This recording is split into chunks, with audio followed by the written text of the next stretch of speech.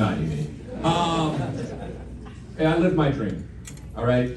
I was never supposed to leave Montana. I was supposed to be probably tending bars somewhere in Montana. Instead, if you asked anybody where I was growing up, will Ryan leave playing in the NFL? And every single one of them would have said no. I think my parents would have probably said no. I was actually the only one that thought I could do it. And I did. We won a championship in college. I was finished third in the Heisman Trophy. I was drafted second overall behind a guy by the name of Peyton Manning. And at 21 years old, I was given $31 million. That's like giving a 13-year-old $31 million. I'm just telling you right now, okay? I didn't have the greatest of careers. Some people like to call me a bust. I don't like that. I can only call myself that. None of you can. I wanted to be Josh Allen. Like, if I could have played the way I wanted to, like with the attitude that I had and the way to go about it, I would have been Josh Allen. That's how I would have played. I was big, I was strong, I wanted to be the leader that he's become. I guarantee you guys are going to lift that Lombardi Trophy here with him as your quarterback.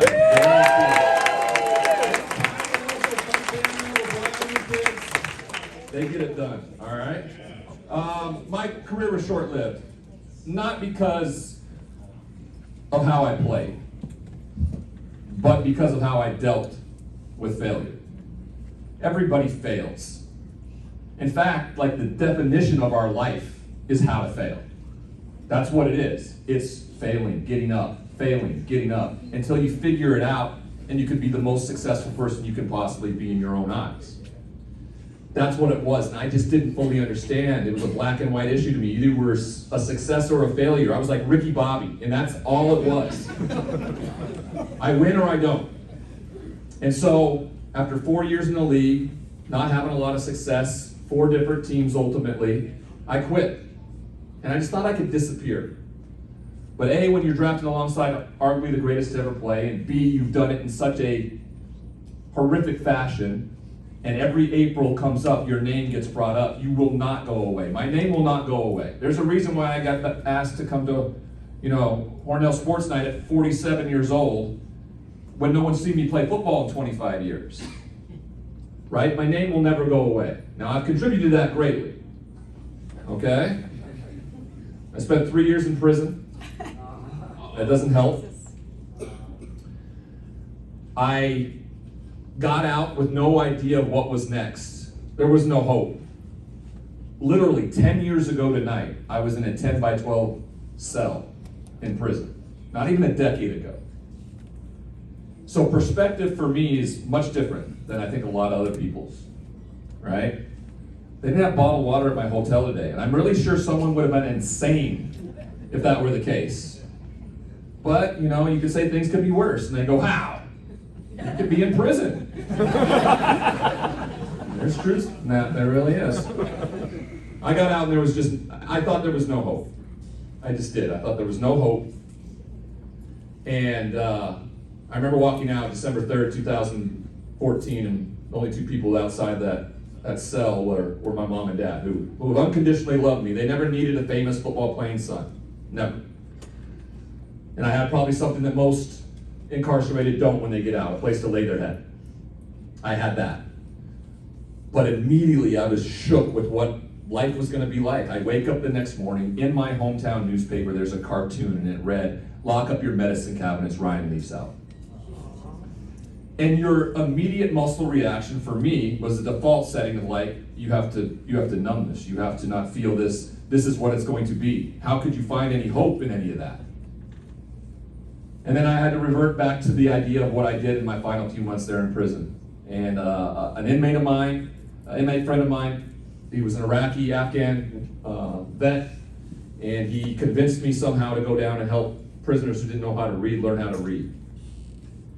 And I remember once I did it, and after I came back, it's about showing up. You have to continue to show up.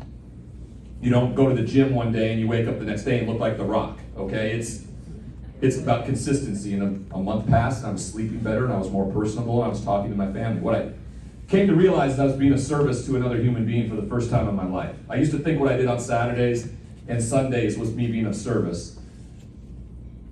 It isn't, all right? We play a silly game, and it's an institution in our country, but the human being in all of us is a different story, and that's exactly what transpired. So that day I read that cartoon, and I thought about the hopelessness of what that looked like. I reverted back to what I did in there. And so I started going down to the mission, and I went down to the homeless shelter, and I just started literally sharing my story. When I talk about being of service to someone else, I always associated that with money. If I gave money, and I always had a lot of money because I was paid so much, right? If I gave them this and that.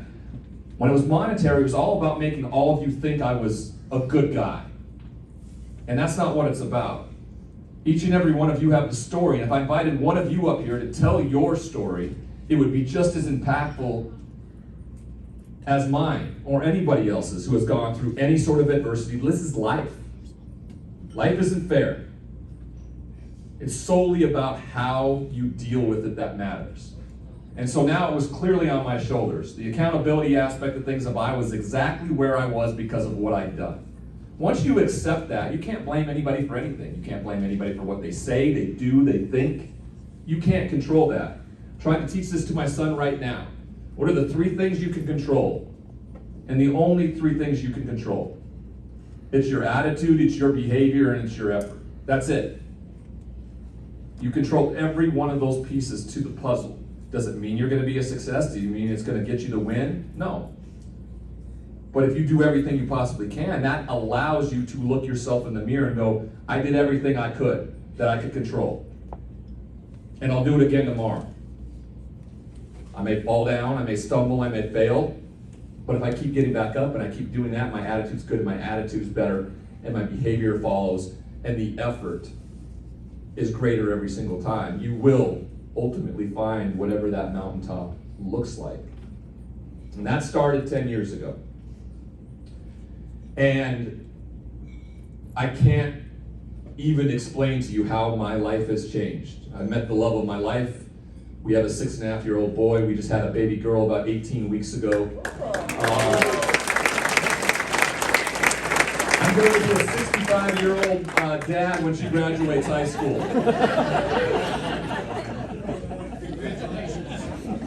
So, you know, her friends are going to be like, oh, so sweet, your grandpa came.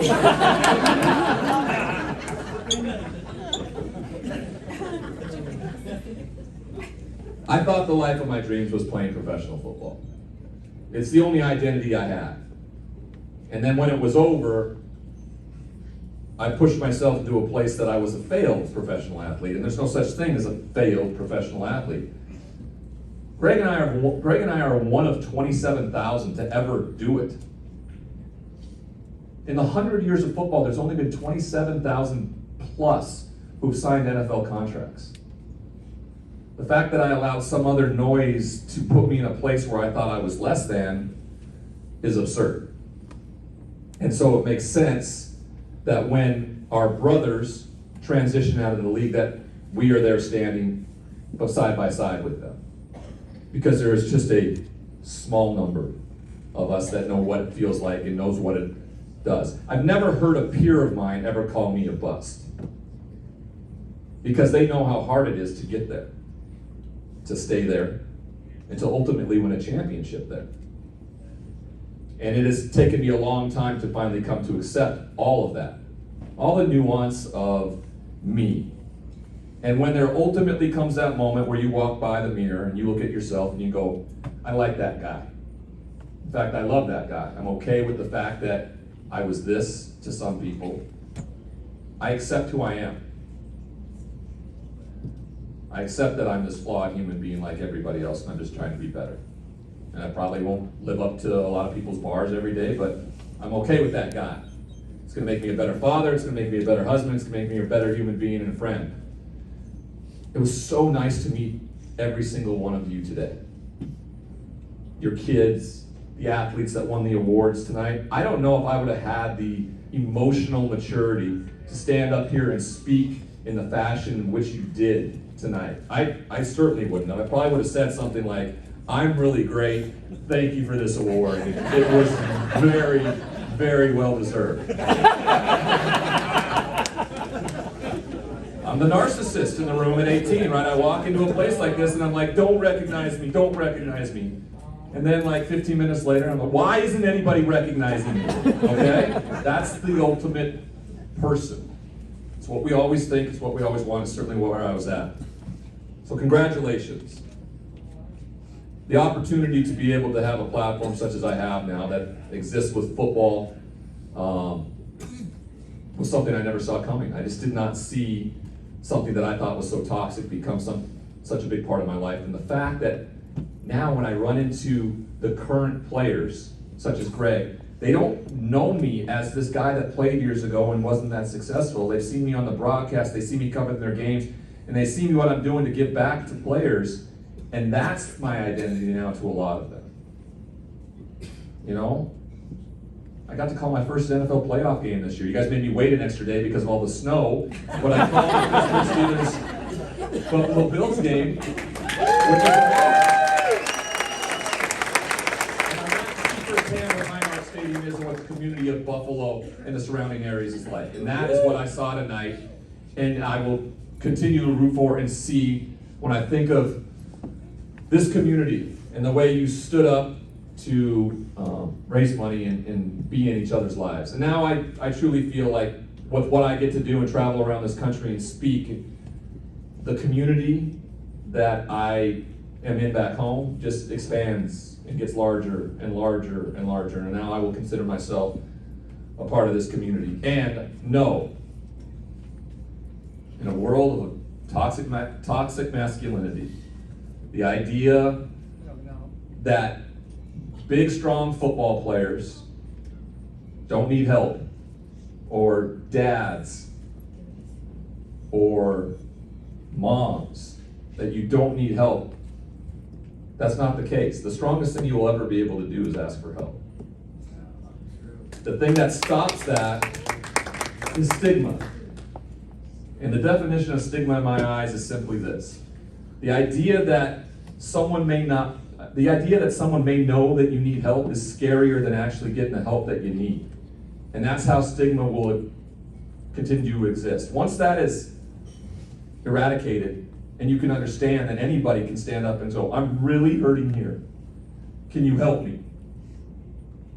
Once we all can do that and notice that every life is precious, that's where we'll all become the community that we think we are and want to be.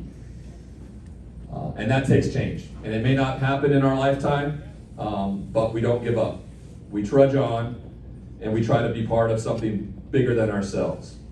So in closing, again, I just want to say thank you for this opportunity.